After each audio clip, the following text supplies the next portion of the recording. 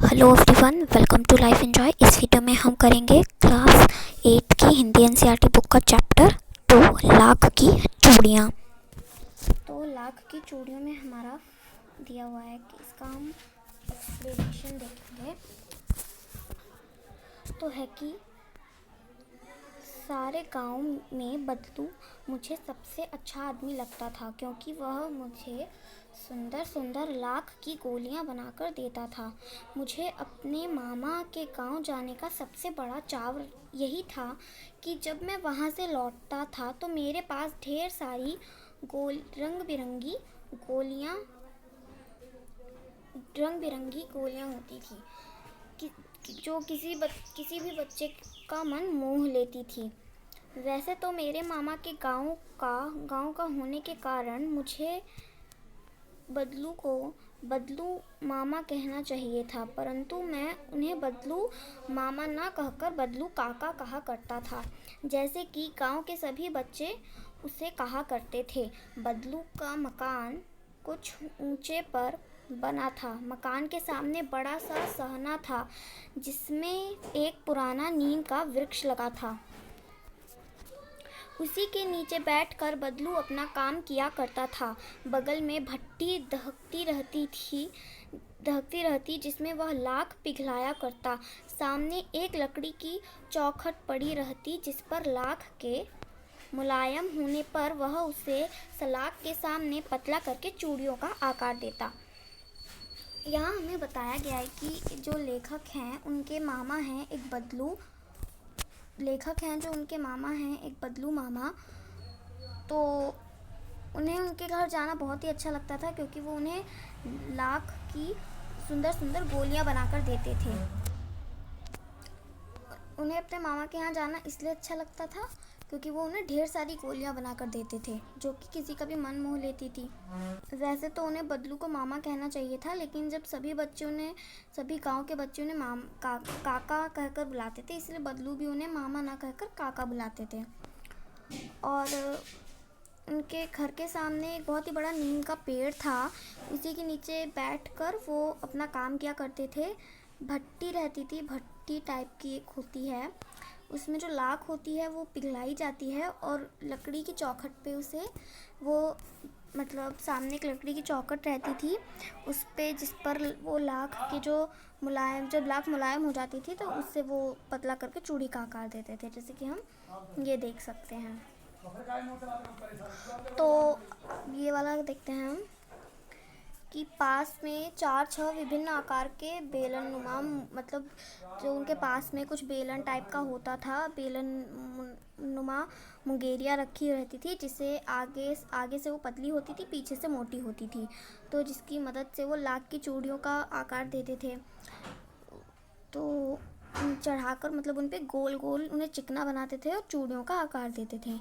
एक एक कर पूरे हाथ की चूड़ियाँ बना चुकने के पश्चात वह उन पर रंग करते थे। कि जो लाख होती है, लाख की जब वो गोल चूड़ियाँ बना लेते थे तो उसके बाद वो उन पे लाख वो ग्रे कलर की हो जाती है, इसलिए बाद में वो उस पर कलर करते थे। तो बदलू यह कार्य सदा ही एक मचिए पर मचिया होता है, एक छोटी खाट टाइप का, उसी पे बैठ के वो करते थे ये अपना काम। तो खाट टाइप का एक होता है, उसी पे बैठ के वो अपना काम करते थे। बगल में ही उसका हुक्का रहता था, बगल में उनका पीने वाला हुक्का रहता था। आपने देखा होगा कई लोगों को हुक्का पीते हुए, उसी तरह हुक्का रहता था। बीच बीच में पीते थे वो और अपना काम भी करते रहते थे। तो मेरा दोपहर का समय अधिकतर बदलू के पास बीतता, क्योंकि वो लेखक को लल्ला कह के बुलाते थे। मेरे पहुंचते ही वो मेरे लिए तुरंत एक मचिया मंगा देते, मचिया उनके लिए भी मंगाते थे बैठने के लिए। मैं घंटों तक बैठ के उनसे इस प्रकार चूड़ियाँ बनाते उन्हें चूड़ियाँ बनाते देखते रहते थे कि वो किस तरह से चूड़ियाँ बना रहे हैं। लगभग रोज़ ही वह 4-6 जोड़े रोज़ चूड़ी बनाते। पूरा जोड़ा बना लेने पर पूरा जोड़ा जब बन जाता था उनका, बेलन पर चढ़ाकर वो क्षण के लिए चुपचाप देखते, मानो कि वो बेलन ना होकर किसी नववधू की कलाई हो। बदलू मनिहार था, मतलब मनिहार जो चूड़ी बनाते हैं और बेचते हैं। चूड़ियाँ बनाना उसका पैतृक पेशा था। पैतृक पेशा मतलब उन्हें वही आता था, वही काम आता था और वो उसमें माहिर थे। इसका मतलब हुआ माहिर थे। और वास्तव में वह बहुत ही सुंदर चूड़ियाँ बनाते थे। उनकी बनाई हुई चूड़ियों की खपत भी बहुत ज़्यादा थी। मतलब जो उनकी चूड़ी होती थी, उनकी खपत बहुत होती थी। उनके गांव में जो सभी औरतें होती थी वो बदलू की बनाई हुई चूड़ियाँ पहनती थी और आसपास के गांव के लोग भी उनसे चूड़ियाँ ले जाते थे क्योंकि वो बहुत अच्छे कारीगर थे चूड़ियों के। परंतु वो कभी कभी चूड़ियों को पैसे से, मतलब वो कभी भी चूड़ियों को पैसे से नहीं बेचते थे। मतलब वो पैसे से नहीं बेचा करते थे, मतलब वो किसी वस्तु के बदले बेचा करते थे। जैसे कि वो वस्तु विनिमय का मतलब होता है एक वस्तु के बदले। मान लीजिए मेरे पास एक चॉकलेट है, मान लीजिए कि मेरे पास एक चॉकलेट है, ठीक है, और आपके पास एक वॉच है। मुझे वॉच चाहिए और आपको चॉकलेट चाहिए, तो मैं आपसे वॉच लूँगी और आप मुझे चॉकलेट देंगे। तो मतलब वस्तु विनिमय होता है कि एक चीज़ के बदले दूसरी चीज़ देना। तो वो वही तरीका अपनाता था और अनाज के बदले चूड़ियाँ दे देता था। अनाज के बदले या किसी भी वस्तु के बदले चूड़ियाँ दे देता था। बदलू स्वभाव से बहुत सीधा था। मैंने उसे कभी झगड़ते नहीं देखा। वह शादी विवाह के अवसरों पर वह अवश्य जिद पकड़ जाता था। जीवन भर चाहे मुफ्त की चूड़ियाँ बेचे, मगर विवाह के दिन सारी कसर पूरी कर लेते थे। मतलब जो मुफ्त की चूड़ियाँ तो पहले वो पूरा दिन हमेशा बेचते थे, लेकिन विवाह के अवसर पे सारी कसर वो निकाल लेते थे। सुहाग के जोड़े का महत्व भी कुछ और होता है। मुझे याद है मामा के यहाँ किसी लड़की के विवाह पर जरा सी बात पर बिगड़ गया और फिर उसको मनाने में लोहे लग गए थे।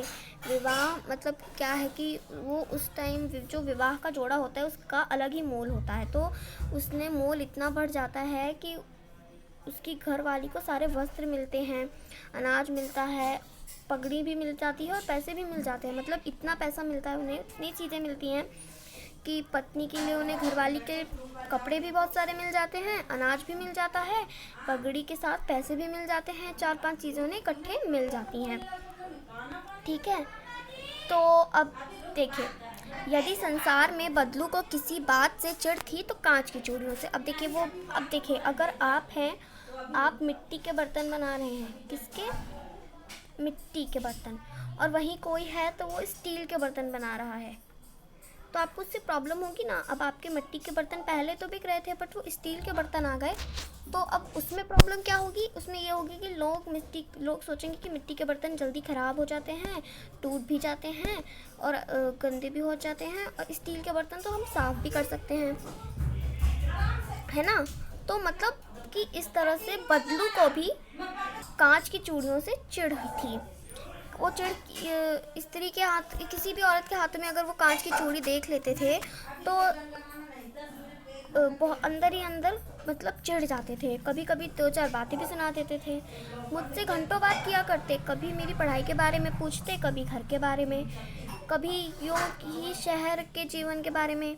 मैं उनसे कहता कि शहर में तो बस कांच की चूड़ियाँ पहनते हैं, तो वह उत्तर देता, शहर की बात और है लल्ला, वहाँ तो सब कुछ होता है। वहाँ तो औरतें अपने मर्द का हाथ पकड़कर सड़कों पर घूमती भी हैं, और फिर उनकी कलाई नाजुक होती है ना। लाख की चूड़ियाँ पहने तो मोच आ जाए। देखिए जो लाख की चूड़ियाँ होती हैं वो क्या होती हैं, वो थोड़ी सी मतलब देखिए वो खुद बना रहे हैं, हाथ से बना रहे हैं, तो वो थोड़ी सी अलग टाइप की होती हैं। थोड़ी सी मतलब ऐसी होती है कि कभी कभी मोच भी आ सकती है कुछ, ठीक है। तो लाख की चूड़ियाँ पहनने से मोच भी आ सकती है। तो कभी कभी बदलू मेरी अच्छी खासी खातिर भी करता था। जिन दिनों उनकी गाय के दूध होता तो वह सदा मेरे लिए मलाई बचा कर रखते थे। आम की फसल में तो मैं रोज़ ही उनके यहाँ से 2-4 आम खा जाता, परंतु इन सब बातों के अतिरिक्त जिस कारण से वह मुझे अच्छा लगता था कि लगभग रोज़ ही वह मेरे लिए 1-2 गोलियां बना देता। मतलब लाख की, अभी हमने बात देखा, जो लाख की गोलियां बना देता था। तो मैं भदुआ हर गर्मी की छुट्टियों में अपने मामा के यहाँ चला आता और एक आधा महीना वहीं रहता था। मतलब जो अब लेखक थे वो गर्मियों की छुट्टी में स्कूल आ जाते और एक आधा महीना वहीं रुकते। परंतु 2-3 बार ही मैं मतलब जो अपने मामा के घर वो 2-3 ही बार गए होंगे। उसके पिताजी की दूसरे शहर में बदली हो गई और इसी अवधि तक और एक लंबी अवधि तक अपने मामा के यहाँ नहीं आए। लगभग 8-10 वर्ष हो गए। इसके बाद वो अपने इतना बड़ा अब जो लेखक थे वो इतने बड़े हो चुके थे कि उन्हें लाख की गोलियों में कोई इंटरेस्ट नहीं था। अतः गांव में होते हुए भी कई दिन तक मुझे बदलू का ध्यान न आया। मतलब जब वो गांव आए तो उन्हें गांव में होकर भी बदलू का कोई ध्यान वान नहीं आया। इसी बीच उन्होंने देखा कि इस सभी औरतें कांच की चूड़ियाँ पहनने लगी हैं। मतलब जब उन्होंने ये देखा कि जब सभी औरतें हैं वो कांच की चूड़ियाँ पहनने लगी हैं, तब एक दिन साहस करके बदलू का ध्यान आया तो बस चले गए। तो बात यह हुई कि बरसात में मेरे मामा की छोटी लड़की आंगन में फिसलकर गिर पड़ी थी। मतलब जो बरसात थी उस टाइम मामा की छोटी एक लड़की थी वो गिर गई थी। उसके हाथ में कांच की चूड़ी टूटकर कलाई में घुस गई। और मतलब जो देखिए कांच की चूड़ियाँ टूटती बड़ी जल्दी हैं, गिरी तो टूट जाती हैं। इसी तरह वो गिरी तो कलाई में उसके चुभ गई, खून बहने लगा। मेरे मामा उस समय घर पर तो थे नहीं, मुझे ही उसकी मरहम पट्टी करनी पड़ी। मतलब उन्हें तभी साहस हुआ और बदलू का ध्यान हो गया। उन्होंने सोचा कि बदलू को मिल आएंगे और शाम को घूमते घूमते उसके घर चले गए। बदलू वहीं चबूतरे पे बैठा था। चबूतरे मतलब खाट पे लेटा था टाइप का। तो लेखक ने कहा, नमस्ते बदलू काका। मतलब मैंने कहा, नमस्ते बदलू काका। तो वो कहते हैं, नमस्ते भैया। उसने मेरे नमस्ते का उत्तर दिया और उठकर खाट पे बैठ गया। परंतु उसने मुझे पहचाना नहीं और देर तक मेरी ओर निहारता रहा। अब देखिए होता है, अगर कोई हमें नहीं पहचानता तो हमें देर तक देखता रहता है। तो उसी तरह उन्होंने भी नहीं पहचाना। अब मैं हूँ जनार्दन काका, मैं हूँ जनार्दन। वो बताते हैं, मैं हूँ जनार्दन काका, आपके पास से गोलियाँ बनवा कर ले जाता था। मैंने अपना परिचय उन्होंने दिया। इसके बाद बदलू फिर भी चुप रहा और मानो कि वह स्मृतियाँ पलट पर अतीत के चित्र उतार रहा हो। और तब वह एकदम बोल पड़ा, आओ आओ लल्ला बैठो। मतलब कि वो थोड़ी देर चुप रहे, सब कुछ देर के लिए तो वो चुप रहे। और देन वो बोले कि आओ लल्ला। फिर देन वो क्या बोले कि आओ लल्ला बैठो, बहुत दिन बाद आए हूँ। हाँ, इधर आना नहीं हो सका काका, मैंने चारपाई पे बैठ के उत्तर दिया। कुछ देर फिर शांति रही। उन्होंने उधर उधर नज़र दौड़ाई। मचिया भी नहीं था, भट्टी भी नहीं थी। आजकल काम नहीं करते काका? उन्होंने पूछा। लल्ला, काम तो सालों से बंद है। मेरी बनाई हुई चूड़ियों को कोई पूछे तब ना। गांव में कांच की चूड़ियों का प्रचार हो गया है। अब गांव में भी कांच की चूड़ियाँ आ गई हैं। तो इसी वजह से मशीनी युग आ गया है। तो इसी वजह से अब सब लोग आजकल मशीन से ही काम होते हैं। तो सब लोग कांच की चूड़ियाँ पसंद करते हैं, कोई लाख की चूड़ियाँ पसंद ही नहीं करता। तो क्या काम करें? तो मतलब जो खेत भी हैं मशीन से जोत जाते हैं। फिर जो सुंदरता कांच की चूड़ियों में होती है, लाख में कहाँ संभव है। अब पहले जो उनमें चिढ़न होती थी वो अब उनकी एक चिढ़न गायब हो गई और उन्हें लगा कि अब लाख की ही चूड़ियाँ तो अच्छी नहीं हैं। अब वो उन्हें बनाते हैं लेकिन अब कोई उन्हें लेता नहीं, इसीलिए वो बेकार हैं। होता है ना, अगर आपको किसी को कोई चीज़ अच्छी नहीं लगती तो आपको ऐसा लगता है कि नहीं, मेरी चीज़ पसंद नहीं आई, वो चीज़ पसंद आ गई, मतलब मेरी चीज़ ख़राब होगी या कुछ ऐसा भी होगा। लेकिन कांच बड़ा ख़तरनाक होता है, बड़ी जल्दी टूट जाता है। नाजुक तो मतलब लेखक कहते हैं कि जो नाजुक तो फिर होता ही है। मतलब बदलू जो काका होते हैं वो कहते हैं नाजुक तो होता है लल्ला। कहते कहते उसे खांसी आ गई और देर तक खांसता रहा। मुझे लगा कि उसे दमा है। अवस्था के साथ साथ उसका शरीर ढल चुका था। उसके हाथ पर और माथे पर नस उभर आई थी। मतलब वो बूढ़े हो गए थे। 8-10 साल के बाद भी उन्हें मिला तो बूढ़े तो होंगे ही, बूढ़े हो गए थे उनको। मतलब खांसी आई तो उन्हें लगा दमा हुआ है। जैसे जाने कैसे मेरी मतलब शंका भाप ली। जैसे कि लेखक ने सोचा उन्हें दमा है, तो उन्होंने बदलू काका ने भाप लिया कि उसे लग रहा है मुझे दमा है। तो उन्होंने कहा, दमा नहीं है मुझे, फसली खांसी है, 1-2 महीने में आ रही है। 10-15 दिन में ठीक हो जाएगी। मैं चुप रहा। मुझे लगा उसके अंदर कोई बहुत बड़ी अवस्था छुपी है। देर तक सोचता रहा, इस मशीनी युग ने कितने हाथ काट लिए। कुछ देर फिर शांति रही, जो मुझे अच्छी नहीं लगी। कुछ देर मतलब फिर से शांति हो गई। बदलू भी कुछ नहीं बोला, लेखक भी कुछ नहीं बोला, तो उन्हें अच्छा नहीं लगा। अब वो बोलता है, आम की फसल अब कैसी है काका? कुछ देर पश्चात उन्होंने विषय बदलते हुए पूछा। तो कहते हैं, अच्छी है लल्ला, बहुत ही अच्छी है। उसने लहकर उत्तर दिया, मतलब तुरंत ही उत्तर दिया, खुशी में उत्तर दिया। अंदर अपनी बेटी को आवाज़ देके, अरे रज्जो, लल्ला के लिए आम तो ले आ।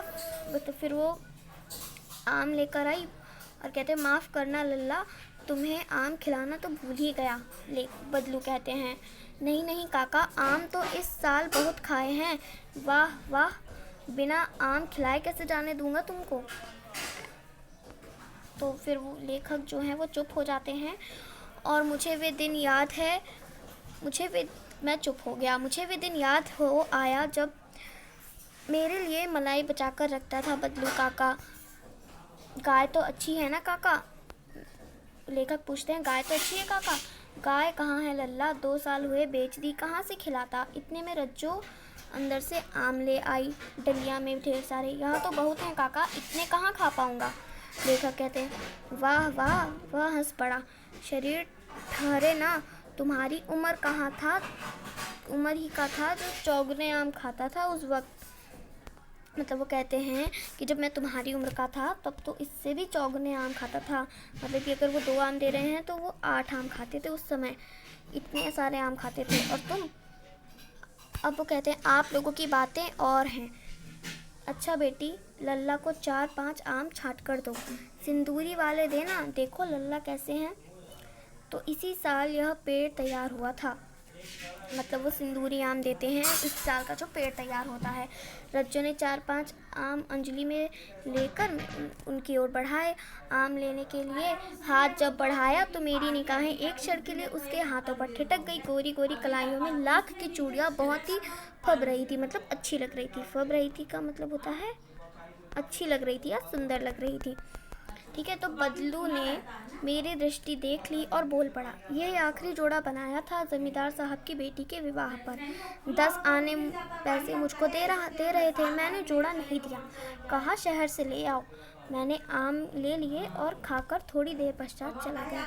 मतलब अब जो बदलू होते हैं वो, उनकी जो दृष्टि होती है जब पत्र पड़ जाती है तो कहते हैं कि मतलब जो ज़मींदार होंगे उनकी बेटी की जो शादी हो रही थी उस समय 10 आने, अब जैसे कि बदलू तो बहुत सारी चीज़ें लेता है अपनी पत्नी के लिए, साड़ियाँ लेता है, कपड़े लेता है, जेवर लेता है, पगड़ी लेता है, अनाज लेता है, पैसे लेता है, बट सिर्फ 10 आने मिल रहे थे। हालांकि उस समय 10 आने की कीमत ज़्यादा थी। मैंने आम लिए, खाकर थोड़ी देर पश्चात चला गया। मुझे प्रसन्नता हुई कि बदलू कभी हार नहीं माना और उसका व्यक्तित्व कांच की चूड़ियों जैसा ना था कि आसानी से टूट जाए। तो हमारी वीडियो 18 मिनट की हो चुकी है, तो चैप्टर हमारा कंप्लीट हो चुका है, लाख की चूड़ियाँ। तो प्लीज़ वीडियो अच्छी लगे तो